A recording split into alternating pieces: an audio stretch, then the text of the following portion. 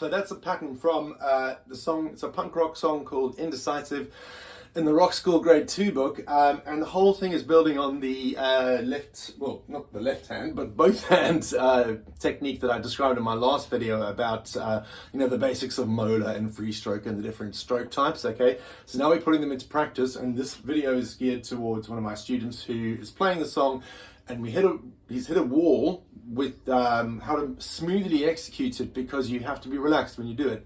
Okay, so I'm going to do this in kind of fast forward, but to be able to control control grooves in different ways, you have to be able to control stroke types. And one of the most important things you need to be able to do is play a non-stop accented accent versus non-accented pattern with your right hand, and play different stuff in between that. It needs to be on autopilot, okay?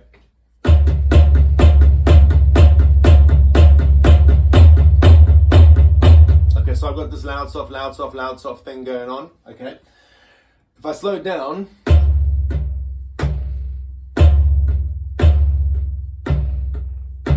okay, so what we're doing there is we're kind of employing the free stroke, and we're ending up with a kind of a down tap type thing. Down tap, down tap. Now, because I'm playing a continuous pattern that's part of a groove, okay, the way I use the rebound is a little different to when I practice a downstroke. So a downstroke is like that, and you kind of stop in the stick.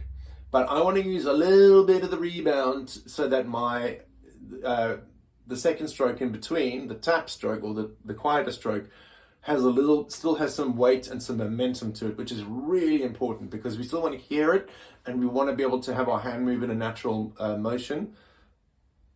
Okay, that's sort of like, it's like a duck going whack, whack, whack. Like that. Okay, that's what my hand is doing, but it's kind of going downwards with it. So that is the absolute core of this entire thing, because you need to know what that feels like and how it fits together, so that when you start bringing in your bass drum, your snare drum, and in this song Indecisive, you start leaving out notes on the right hand to bring in stuff on the left hand, because that's the pattern, that's how the pattern is written, that it doesn't fall apart. Okay, so this pattern,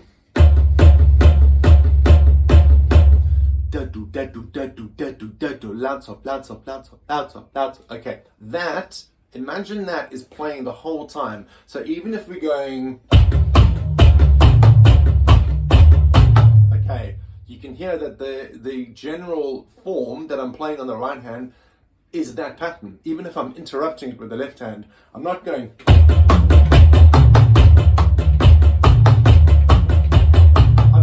Do that, but the whole point is that we're saving energy and movements, and this is at the end of the song as well, when you're like, you've already been expending a lot of energy, so you need to be able to have something in the tank to get you over the finish line. But not just that, it sounds better, it sounds more musical. If you can do this bit, which is the most physically demanding bit of the song probably, you can play the rest of it with a different kind of authority. Okay, so the exercises we've done today are, number one, being able to do that.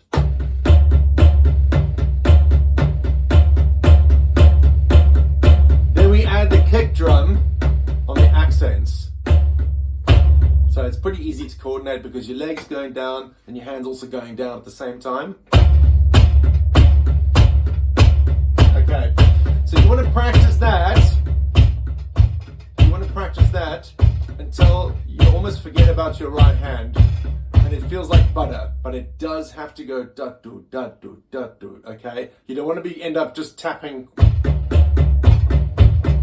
You can do that, but we're not doing that today, all right? It needs to be da-do, da-do, and you need to be able to hear it and almost divorce your brain from it, so that you're not analyzing every stroke. So once you've got that feeling like butter, your right hand should feel like butter, and your kick is nice and solid, right? You're not like rocking around, okay?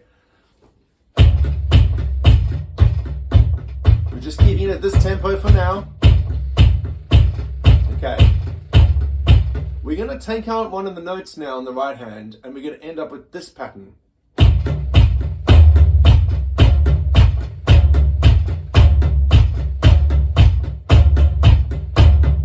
one and two and three and four and one. Okay, so I'm actually accenting only on the numbers. My kick drum is nice and solid. Okay, I'll break what did I just do?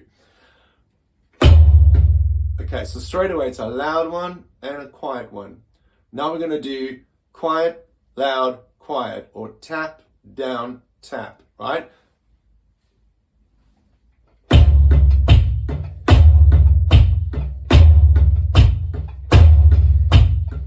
Okay, that's really important to get that. It is the same set of movements as the first one, but because we're leaving one of the accents out, it makes it feel like it's different, but it's not. And it's the same pattern. It's just with an accent missing. So I'll play them back to back. So you want to be able to do this now. Oh, sorry.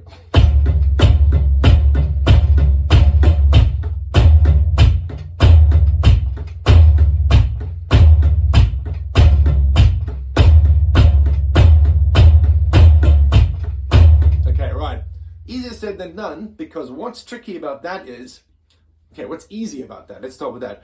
The easy bit is the accent and the foot come down together, okay? But it's the note before the accent, before the foot, okay, and afterwards that we need to super control. And it's actually the one before the accent, the tap before the down accent. That thing needs to be as loose and quiet as you can get it when you're working this up. Okay, look how I did that.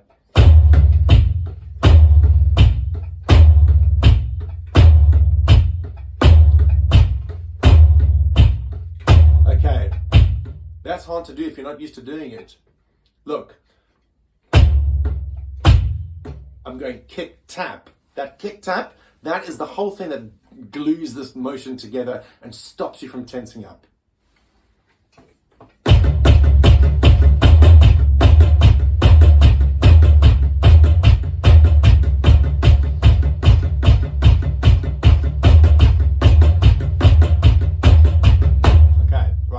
See, as I get faster, or started playing at a faster tempo, it's the same set of movements, but now I have to start really feeling that rebound, and just the movements become smaller, but I'm controlling the rebound of the stick. This is really hard to describe. It is hard to describe as a teacher.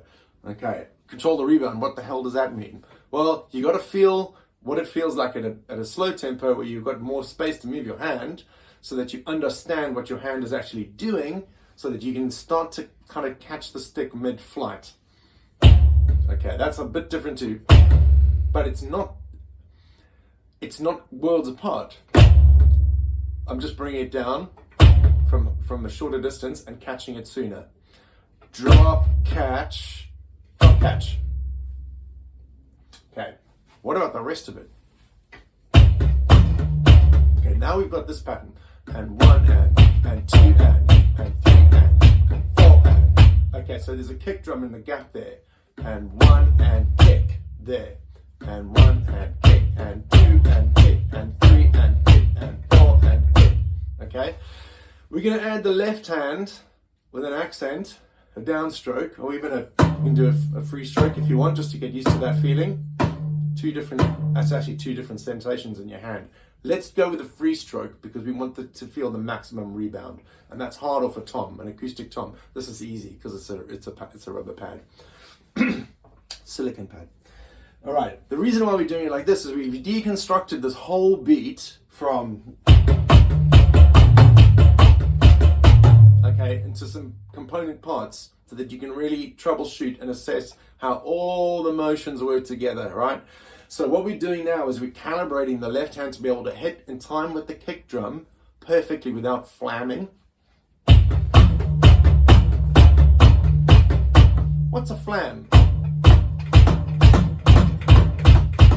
See, they're not hitting together. That's kind of a flam. So you don't want. I actually can't do it badly. It's really hard to mess it up. No, I can't mess it up. If they go brum together, you don't want that sound. Okay.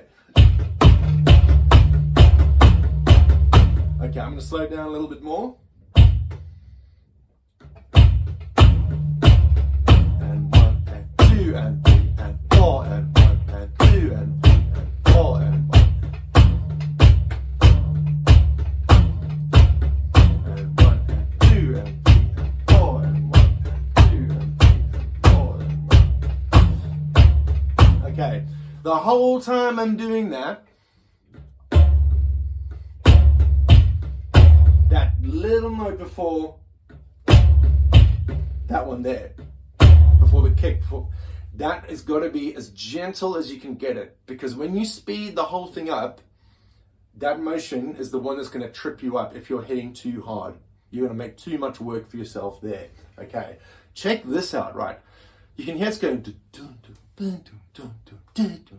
it's actually at the slow tempo. It's almost like Run Through the Jungle by Creedence Clearwater Revival, which is like a swampy kind of groove.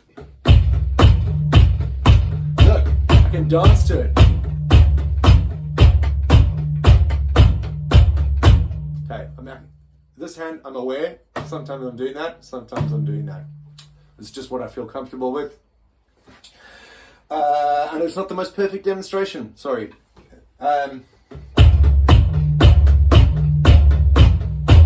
Okay, now if I take out all the little tappy strokes on the right hand, what do I end up with? I end up with Ben-Hur. Oh! Oh my goodness. Right, left, with the kick drum, no flams. Right, left, lifting the sticks, playing downstrokes. Look, lifting, left, right, left, right, left, and right, left, and right, and left, and left. Okay, right. This is the next stage of evolution, right? So you want to start to be able to transition between all these different things I've showed you so far, to be able to build up this groove from scratch and troubleshoot your movements. Okay, so what have we got? We got number one. Let's recap so far. We're not finished. And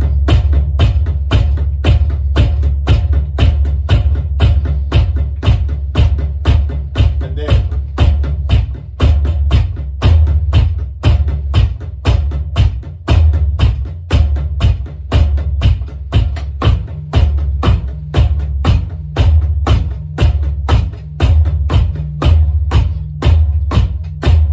Back to.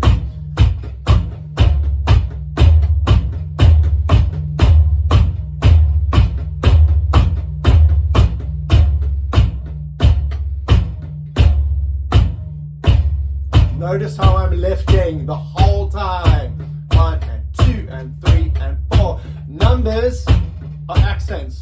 And 1 and 2 and 3 and 4. And 1 and 2 and 3 and 4. On the right hand, everything that's not an accent, I'm just trying to bounce it off the drum and keep my hand as buttery soft as possible.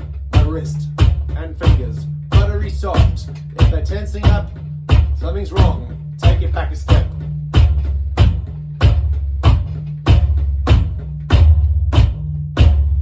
Okay, really important, because now I've deconstructed all of the movements, the main big movements.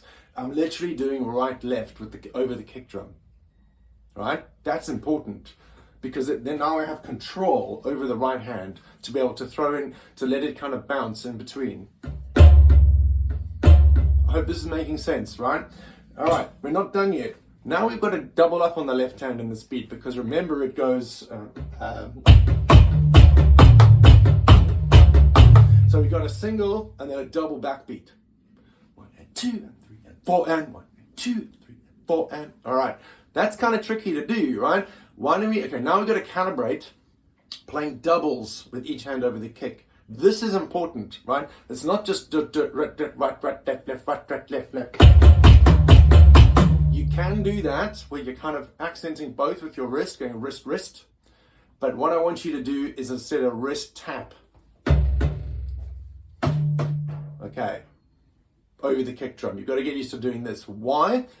Because you've got to get used to the different stages of motion that you're playing in order to control the musicality. And if you want to make them louder, now you have some room to do so. If you are attacking the drums with full force the whole way through, you're probably going to burn out quicker and it might sound a little linear. Sometimes we want that, sometimes we don't. We need to have both options, right? So what I want to do is this. So no kick drum here. Right tap, left tap, right tap, left tap, right tap, left tap, right tap, left tap. It's actually I'm like rebound, drop, rebound, drop. That's kind of what I'm going for. Rebound, drop, rebound, drop. Notice how my arm is not moving. I'm only generating that stroke like that. Remember the free stroke? Oh my goodness, it comes back to the whole free stroke lesson again. Down tap, or full tap, full tap. Okay, see how all these strokes interrelate? You can't just, there's not a one solution fits all. You have to get used to all of them together to understand and economize all your movements. You also practice like this.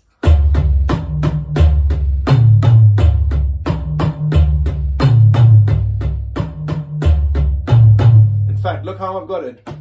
My forward stroke and then the one that comes back, they're almost the same volume. So I was hitting the rim there. Okay, because I've worked on that. I want them to be the same volume, but you can also go, you can also get it like that. Why? Because we're getting used to the rebound control. Don't worry, it will sound different in the song when we get everything working together, okay? This is a technique lesson, not a song lesson.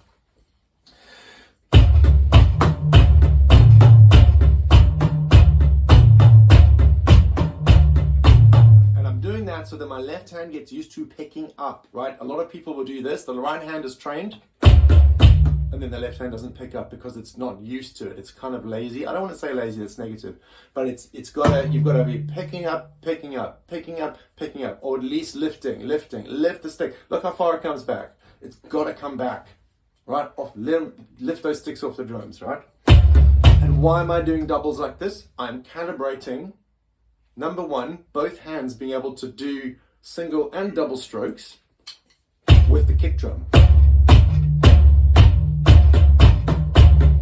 Oh, look, when I set up the motion, right, left, that big motion, that's the same as the one I used to start the double. Double, double, double, double, right, left, left. Right, okay, now we're getting somewhere.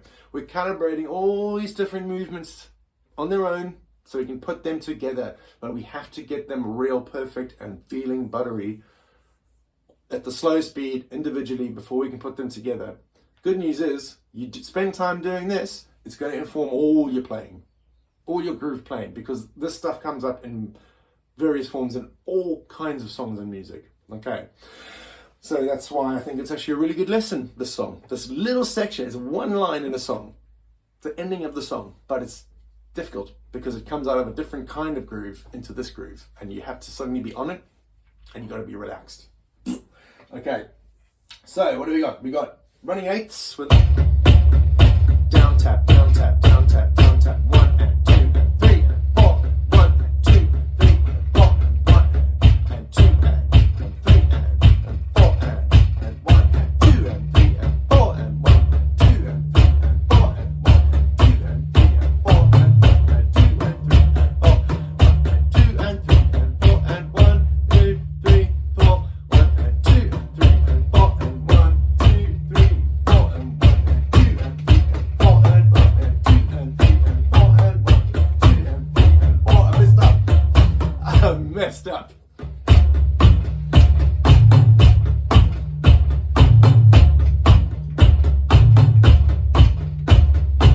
If you get stuck when you're playing the full pattern, do, do, do, I haven't even sped it up yet, okay? But if you get stuck, we're playing it at run through the jungle tempo, swampy tempo. Why? Because it feels good and we want that feeling, that dancey feeling, that smoothness to translate to when we speed it up to 150 odd beats a minute, whatever the song is.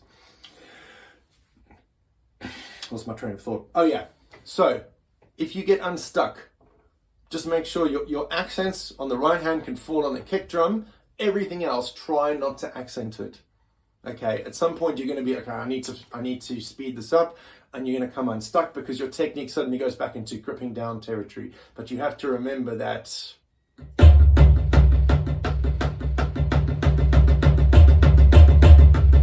the same motion all the time. I'm messing in the middle of the drum. Okay, it's the same thing. It's got to be that, right? It's just small, big, medium, smaller motion, smaller. Okay, I'm rubbish. Okay, you get the idea. All right. I'm not quite done yet. We're nearly at the end of the lesson. Where was I going? Okay, so we've got all these motions we're chaining together. Yeah, that was it. Sorry, it was the accent lining up with the kick drum. That's where I was.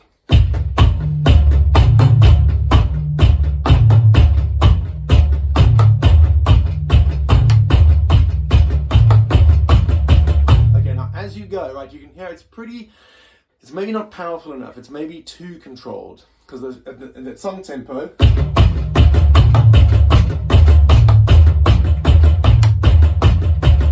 okay, so your fingers are going to strengthen up the more you do this, okay?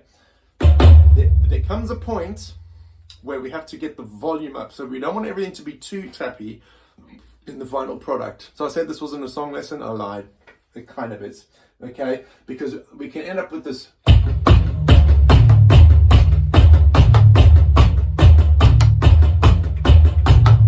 Maybe we need a little more volume in there. Okay, how do we achieve that? We've got the control now of those low and high strokes. Okay, now we want to kind of slightly bring the volume level of everything closer together. Okay, we still got the accents in there, but all the volume levels are coming up a little bit. It's finger control. Being able to use your back fingers to snap a little more. Okay, so you might want to practice that. Now, we've got this, the wrist snap for your free stroke and your downstroke. Okay, now you might want to practice. Front fingers are kind of, middle fingers in place, front fingers pretty relaxed. Use your back two fingers to snap the stick into the drum. Get used to that feeling. Okay, now we're going to bring that into this whole equation. This is a huge lesson. Sorry, that was terrible.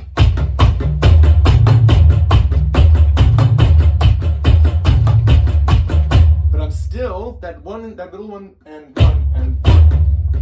that one is kind of, I put a little less force into it to maintain my equilibrium and to make sure my hands don't cramp up, and it sounds cool. All right, but okay, so it's kind of ends up being like down, full, down, or down, loud, medium, down, loud, medium. You know what I mean? Like the height of the stick, the level of sound, it's kind of like quieter, louder, like medium volume. Now we have a musical sounding thing. And then the left hand, you can kind of, if you go throw, you can snap with your back fingers. Okay, now we've got more equal volume. These pads are pressure sensitive.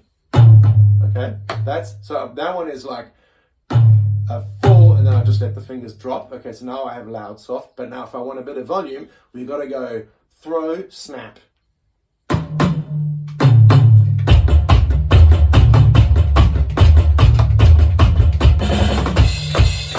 Okay, that's not the real ending of the song. Well, that is.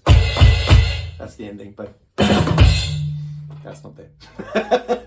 I hope this has been helpful. It's a medium length drum lesson. No frills, but I hope, any questions. If I haven't done it right, maybe I can do it again. Maybe I can refilm it if you don't like the way I've explained it. Have a go. Look forward to hearing from you. Thanks for watching. And Richard, hope this has been helpful as well as a recap.